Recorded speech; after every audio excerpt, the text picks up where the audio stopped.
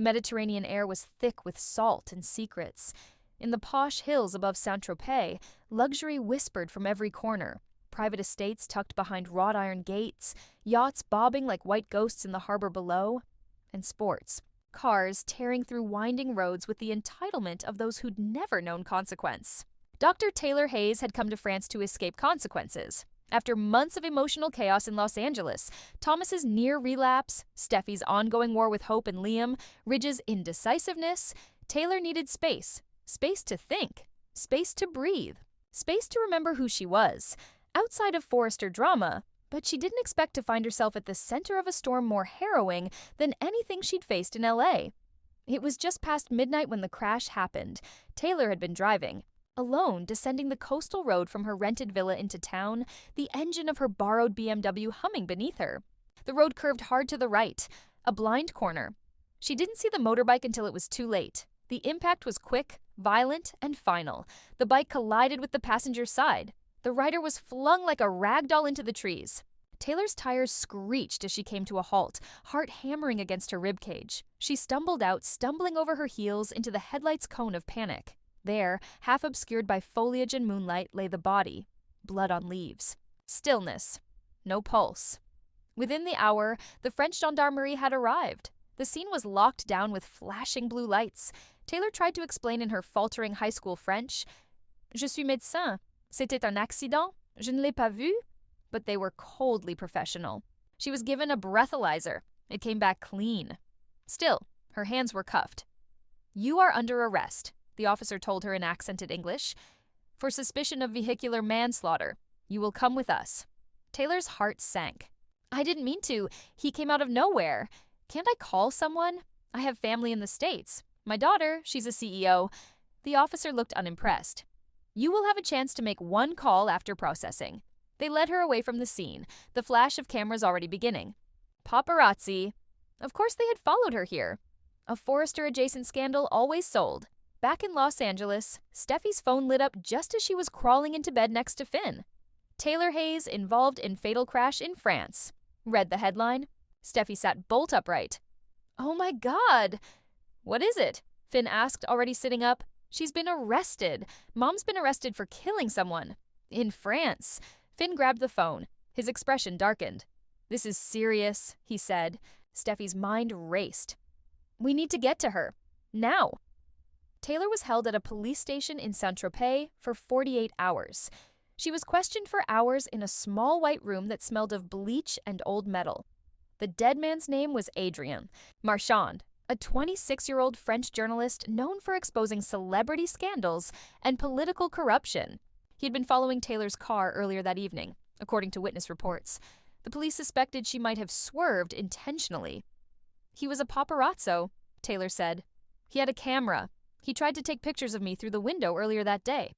"Were you aware he was following you?" the detective asked. "I knew someone was, but I didn't think—" She trailed off. "This was an accident. Please, you have to believe me." The detective said nothing. 3 days later, Steffi and Finn arrived in France. They found Taylor in a holding cell, disheveled, pale, but composed. "Steffi," she whispered when her daughter came into view. Steffi ran to the bars. "Mom, oh my God, are you okay?"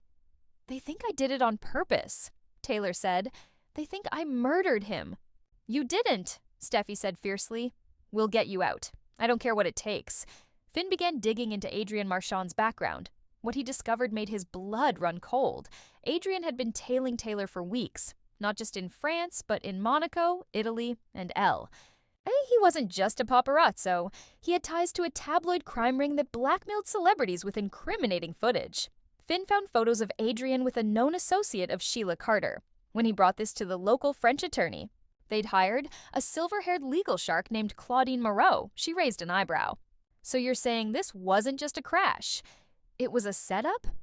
"We don't have proof," Finn admitted, but Adrien had motive to provoke Taylor into doing something rash, or to trap her. Claudine leaned back, fingers steepled. "Then we must find that proof." Claudine's investigator uncovered a critical piece of evidence, a dash cam from a nearby parked vehicle. The footage showed Adrien deliberately swerving his bike into Taylor's path at the last second. But there was more. In the shadows of the footage, just seconds before the crash, another figure emerged. Someone who appeared to be talking to Adrian by the roadside. Someone tall, female, with flaming red hair. Claudine zoomed in. It was unmistakable. Sheila, Finn whispered. The case went to preliminary hearing in Marseille. Taylor's bail was finally granted, thanks to Claudine and the new footage, but the prosecution was determined to paint her as reckless, emotionally unstable, even vengeful. She has a history of violence, the prosecutor argued. Years ago, she shot Bill Spencer. She was never properly convicted. Because she was suffering from a psychiatric break, Claudine countered. She sought treatment. She's been a model citizen since. The courtroom was split. Locals, fascinated by the glamorous American doctor at the heart of a mystery, and foreign media circling like sharks. Then the footage was played. Gasps echoed. Sheila's face flickered across the screen. It was no longer about Taylor. Now it was about conspiracy. The theory took shape. Sheila had orchestrated the crash.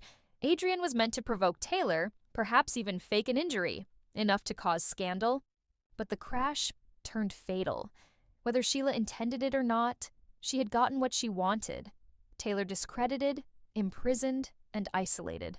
But Sheila hadn't counted on Finn, and she hadn't counted on Steffi. After weeks of testimony, analysis, and uncovering Sheila's connections, the court ruled Taylor not criminally liable for Adrian Marchand's death. Instead, the case was referred to international investigators as part of a larger criminal conspiracy. Taylor walked free. Outside the courthouse, reporters swarmed. Dr. Hayes, any comment? Taylor looked into the camera, her voice clear. I didn't come to Europe to hurt anyone. I came to heal, but some wounds run deeper than we think. And sometimes, the people we think are gone find ways to haunt us. Back home in Los Angeles, Taylor sat in the Forrester living room with Steffi and Ridge sipping coffee. They cleared my name, she said, but they didn't erase the scars. Steffi reached for her hand. You survived, Mom. You were brave. Taylor nodded. It wasn't just the crash. It was everything. All the years I spent trying to prove I was good enough. Ridge, quiet for once, looked at her with new eyes. You always were. Taylor smiled, bittersweet. But outside, across the street, a car sat parked in the shadows.